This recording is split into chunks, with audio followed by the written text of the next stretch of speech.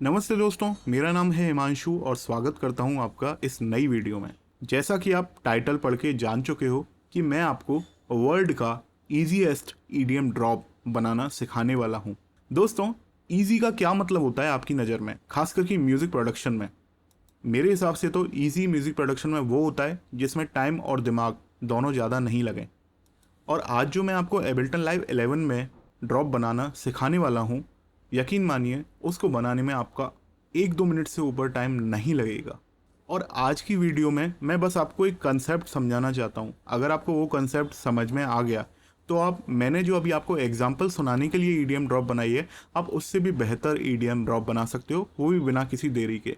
अभी जो मैं आपको ड्रॉप सुना रहा हूँ उसमें मैंने मिक्सिंग मास्टरिंग नहीं करी है, बस आपको एक रेफरेंस के लिए मैं वो सुना रहा हूँ। तो चलिए जल्दी से उस ड्रॉप को सुन लेते हैं।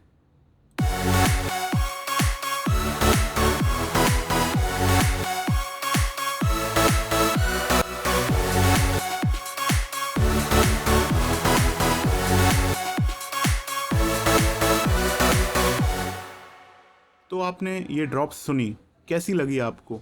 सिंपल थी, लेकिन इसमें मैंने क्या क्या किया हुआ है और इसमें कितना टाइम कंज्यूम होता है, एक बार हम वो काउंट कर लेते हैं। इस लीड की, बीट की और कॉर्ड प्रोग्रेशन की अरेंजमेंट दिखाने से पहले मैं आपको बताना चाहता हूँ कि इसमें क्या क्या एलिमेंट आपको लग रहे हैं। हालांकि मैंने 3 एलिमेंट ऑलरेडी बता दिए, इसमें क्या क्या चीज़ें लगी हुई हैं। एक तो इसमें लीड लगी हुई है, लीड की लेयरिंग हो रही है, तो लीड को सोचने में टाइम लगता है, एक तो है ना, 1-2 मिनट लगेंगे इस तरीके की लीड को सोचने में, आपको इससे ज़्यादा नहीं लगेगा। और दूसरा कॉर्ड प्रोग्रेशन है। कॉर्ड प्रोग्रेशन में आपको 4 से 5 मिनट लग सकते हैं बनाने में, या 3 से 4 मिनट लग सकते हैं। और उसके अलावा कॉर्ड प्रोग्रेशन की लेयरिंग है, आपको उसमें भी थोड़ा टाइम लग सकता है। उसके अलावा बीट है, उसमें सैम्पल्स को यूज़ किया है मैंने, किक और स्नेयर को, और उसके अलावा मैंने एक हेड का लूप लगाया है। तो मेन मैंने यही लगाए हैं, लेकिन मैं अगर आपको इसकी अरेंजमेंट दिखाऊं तो मैंने जो अभी बताए हैं ना, उससे भी ज़्यादा सिंपल आपको उसकी अरेंजमेंट लगेगी। तो चलिए जल्दी से अरेंजमेंट्स को देख लेते हैं। देखो, अरेंजमेंट्स में आप देखोगे एक एक नोट के ही मेलोडिक पार्ट है, और सुनने में तो ऐसे लग रहे थे कि मैंने कॉर्ड प्रोग्रेशन कितना भारी बनाया हुआ है उसमें। एक बार मैं आपको इसका इस तरीके से प्ले करके और दिखा देता हूँ कि किस तरीके का ये सुनाई दे रहा है।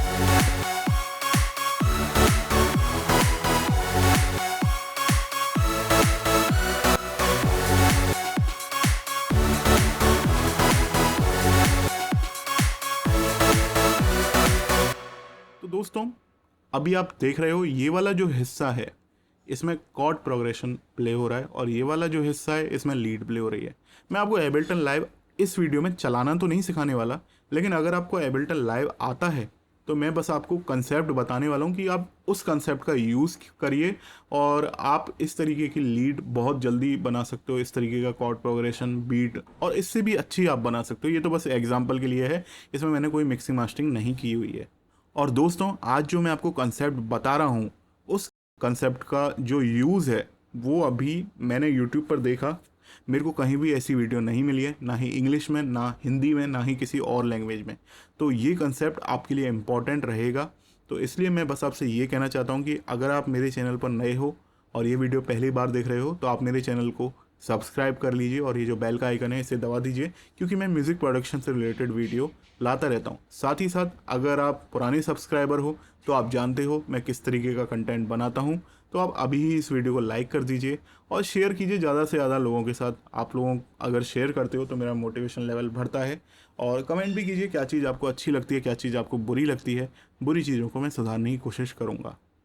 तो देखो दोस्तों, एबल्टन लाइव के अंदर एक मस्त फीचर आता है, वो आता है ग्रुपिंग का। तो ग्रुपिंग में जैसे आप FL स्टूडियो में वर्क करते हो, उसमें आप लेयरिंग कर लेते हो, 3-4 इंस्ट्रूमेंट को लेयर कर लेते हो और फिर प्ले करते हो, तो वो सारे इंस्ट्रूमेंट एक साथ प्ले होते हैं। तो वो एबल्टन लाइव में थोड़ा सा बेटर तरीके से दिया हुआ है। एक बार मैं आपको ये जो सिंथ है, यहाँ पर सिंथ में बेस और कॉर्ड प्रोग्रेशन एक साथ प्ले हो रहे हैं, वो आपको सुनाना चाहता हूँ सोलो करके।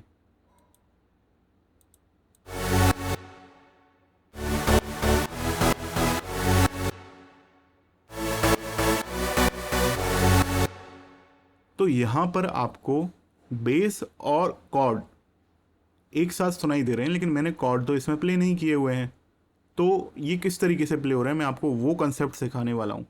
तो देखो दोस्तों, आप देख सकते हो मैंने यहाँ पर एक इंस्ट्रूमेंट रैक को ओपन किया हुआ है। आपके लिए ये टर्म नई हो सकती है अगर आप FL स्टूडियो पर वर्क करते हैं, तो एक तरीके से आप इसको ग्रुपिंग समझ लीजिए।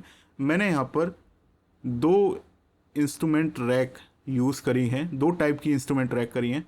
मैं एक बार आपको ड्रॉ करके और समझाता हूँ। तो देखो, एबल्टन लाइव के अंदर क्या खास बात है कि एबल्टन लाइव के अंदर जो ग्रुप बन सकते हैं वो किसी भी चीज़ का बना सकते हो।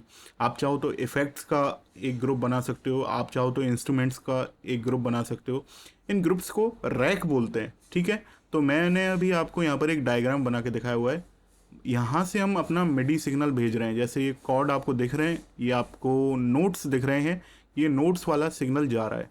अब यहाँ पर ये ग्रुप है ना, ये दो ग्रुप में, सब ग्रुप में डिवाइड हो रहा है। पहला सब ग्रुप 1, दूसरा सब ग्रुप 2। यहाँ पर 2 आना चाहिए था, मैं इसको 2 कर देता हूँ। तो सब ग्रुप 2। अब सब ग्रुप 1 में मैंने बेस इंस्ट्रूमेंट को रखा हुआ है। अब बेस में भी मैंने लेयरिंग करी हुई है। तो यहाँ पर सब ग्रुप बनाने का मतलब इसलिए था क्योंकि यहाँ पर मेरे को 3 इंस्ट्रूमेंट एक साथ काम में लेने थे, बेस 1, बेस 2 और बेस 3। ऐसी सब ग्रुप 2 जो मैंने बनाया है, यहाँ पर मैंने कॉर्ड प्रोग्रेशन बनाना चाहता था। तो उसके लिए मेरे को यहाँ पर मेरे को कॉर्ड बनाना था, और यहाँ पर जो नोट है वो सिंगल नोट था। तो एबल्टन लाइव के अंदर एक कॉर्ड का नाम से प्लगइन आता है जो आपके जितने भी कॉर्ड्स होते हैं, जैसे मेजर माइनर, उनके अकॉर्डिंग आता है। तो आप किसी एक नोट पर अगर आप मेजर ही बनाना चाहते हो तो जो भी आप नोट प्ले करोगे, जैसे आपने सी नोट प्ले किया हुआ है तो यहाँ वहाँ पर सी मेजर बन जाएगा, डी किया है तो डी मेजर बन जाएगा। तो इस तरीके से एक नोट को कॉर्ड में बदल देता है। वो डिपेंड करता है आपको मेजर कॉर्ड बनाना है या माइनर कॉर्ड बनाना है, वो आपको पहले सेलेक्ट करना पड़ेगा।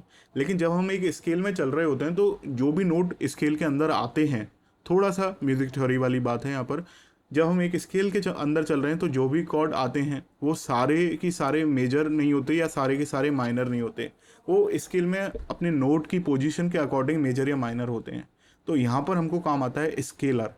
तो स्केलर, जैसे हमने स्केल के अंदर नोट प्ले किया तो कॉर्ड तो वहाँ पर बन गया, मेजर बन गया। लेकिन सपोज करिए हम ऐसे स्केल में चल रहे थे जहाँ पर डी माइनर आता था कॉर्ड, तो लेकिन कॉर्ड वाली फंक्शन में हमने मेजर्स ऑप्शन सेलेक्ट किया हुआ है, तो वहाँ पर हमारा डी मेजर बन गया। माइनर आना था जहाँ पर मेजर बन गया कॉर्ड की वजह से, क्योंकि कॉर्ड में हमने मेजर ऑप्शन को सेलेक्ट किया हुआ है और वहाँ पर जो भी नोट प्ले होंगे उनका मेजर वाला कॉर्ड का वर्जन बन जाएगा। तो स्केलर क्या करता है कि जो नोट स्केल में नहीं आते हैं उनको स्केल में ट्रांसपोज कर लेता है ना।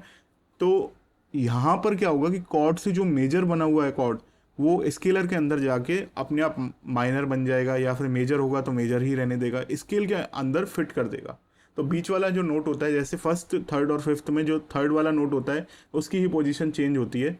तो स्केलर एक तरीके से छलनी की तरह है जो उन कॉर्ड्स को छान देगा और मेजर को तो मेजर की जगह पर रखेगा, और जहाँ पर माइनर है उन और वहाँ पर अगर मेजर कॉर्ड लग रहा है तो उन्हें भी वो कन्वर्ट कर देगा। तो इस तरीके से कॉर्ड प्रोग्रेशन बन जाता है।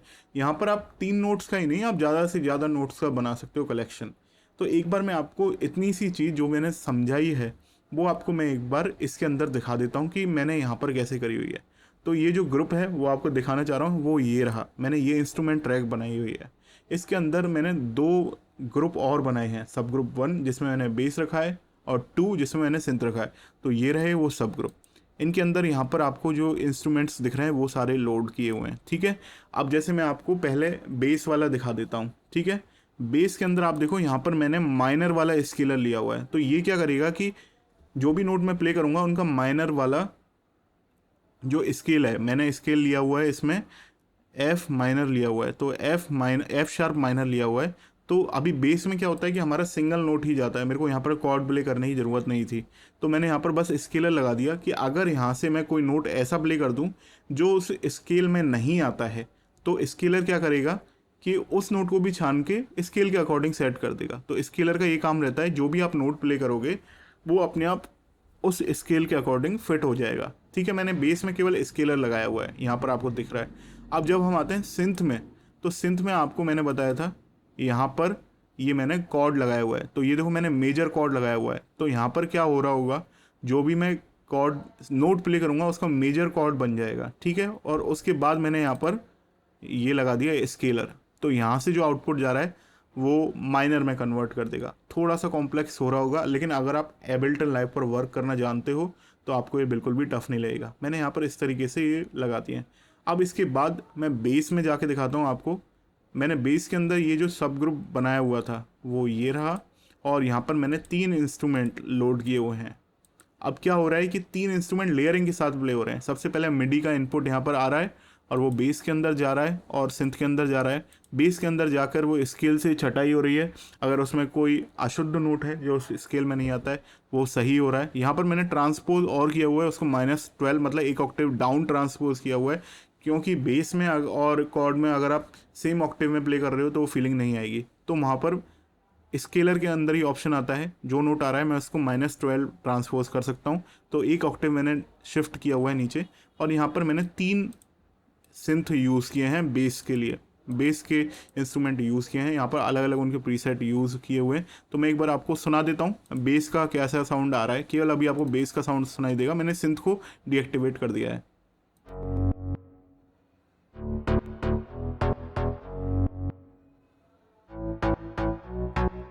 तो ये मैंने बेस में बना दिया यहाँ पर। अब इससे आसानी क्या होती है कि अगर मैंने गलती से प्ले करने में भी कोई ऐसा नोट प्ले कर दिया जो उस स्केल में नहीं प्ले हो रहा था, सिंथेसाइजर से कर दिया गलती से, तो भी वो स्केलर की वजह से, यहाँ पर मैंने जो स्केलर लिया है बेस के अंदर, उससे वो अपने आप ही छट जाएगा और उस स्केल पर जो नोट आता है, नियरेस्ट नोट है, उस पर वो फिट हो जाएगा। और यहाँ पर मैंने 3 लेथाल के प्रीसेट यूज़ किए हैं, प्लगइन ओपन किए हुए हैं। आप चाहो तो अलग अलग प्लगइन ओपन कर सकते हो, उनकी लेयरिंग कर सकते हो, कितने भी आप इंस्ट्रूमेंट ओपन कर सकते हो।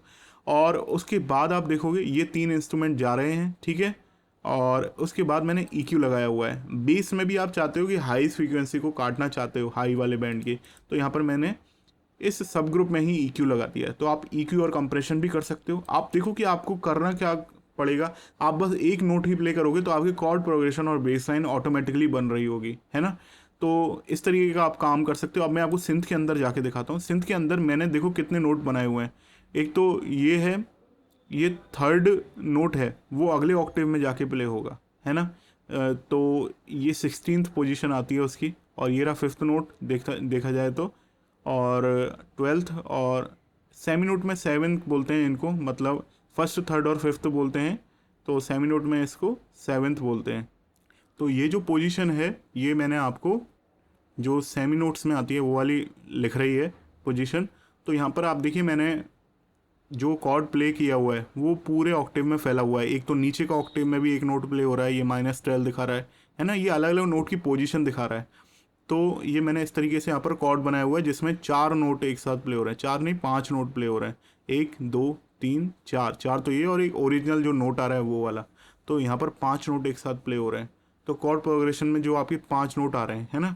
और उसके बाद मैंने यहाँ पर लगाया हुआ है स्केलर, जिससे वो नोट अगर, जैसे यहाँ पर तो मेजर कॉर्ड ही प्ले हो रहे होंगे, मेजर कॉर्ड के अकॉर्डिंग ही प्ले हो रहे होंगे वो नोट सारे। तो यहाँ पर क्या है, स्केलर उनको कन्वर्ट कर रहा है स्केल के अकॉर्डिंग सभी को। और यहाँ पर मैंने सिंथ लगाए हुए हैं। अब ये सिंथ क्या है, यहाँ पर 3 सिंथ मैंने लगाए हुए हैं, 2 लेथाल के और एक स्टॉक प्लगइन लगाया हुआ है एबल्टन लाइव का।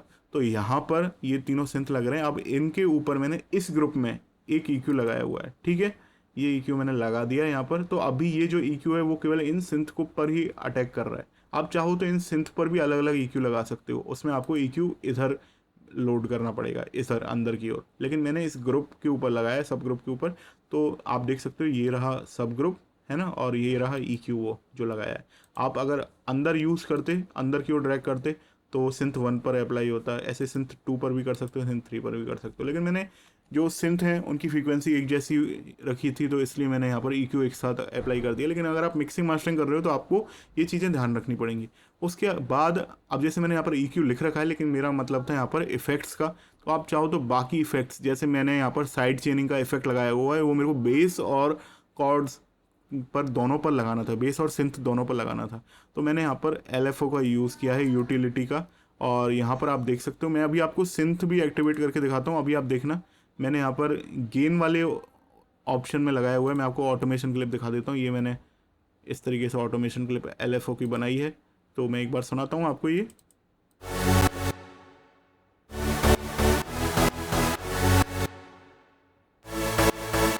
तो इस तरीके से ये मैंने बना लिया है।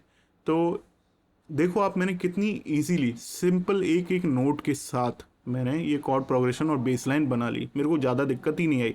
सबसे ईजीएस्ट तरीका ये। उसके बाद ऐसे ही मैंने लीड में किया है। लीड में क्या किया है मैंने, क्योंकि लीड में मेरे को 2 कैटेगरी नहीं चाहिए थी, मैंने एक सब ग्रुप को हटा दिया, मतलब एक ही ग्रुप रहा मेरा, तो वो रहा ये वाला ग्रुप।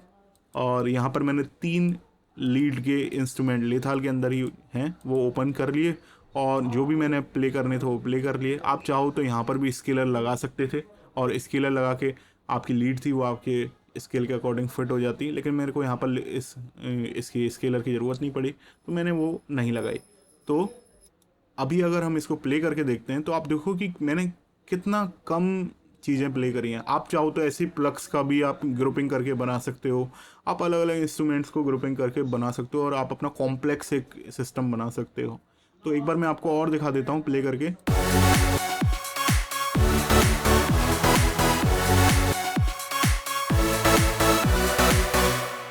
तो आपको ज़्यादा टाइम भी नहीं लगा, और आपने एक अच्छा सा कॉम्प्लेक्स कॉर्ड्स के साथ आपने ये ईडीएम बना लिया। तो आज की ट्रिक बस इतनी ही थी। आपको ग्रुपिंग का यूज़ करना चाहिए, अलग अलग तरीके से आप ग्रुपिंग को यूज़ करो। इससे क्या है कि आपकी प्रोग्रामिंग पे जो वर्क है वो आपका कम होगा, और आपका जो वर्क है वो क्रिएटिविटी पे ज़्यादा होगा। अगर आपको कॉर्ड प्रोग्रेशन और इनमें इतना इजी मिल रहा है तो आप ज़्यादा वर्क कहाँ इन्वेस्ट करोगे, ज़्यादा से ज़्यादा कुछ नया करने में, या फिर लीड को अब आप और अच्छा बनाने की कोशिश करोगे, आप ऑटोमेशंस पर वर्क करोगे। तो आप इस तरीके से अपने अच्छे अच्छे ईडीएम बना सकते हो।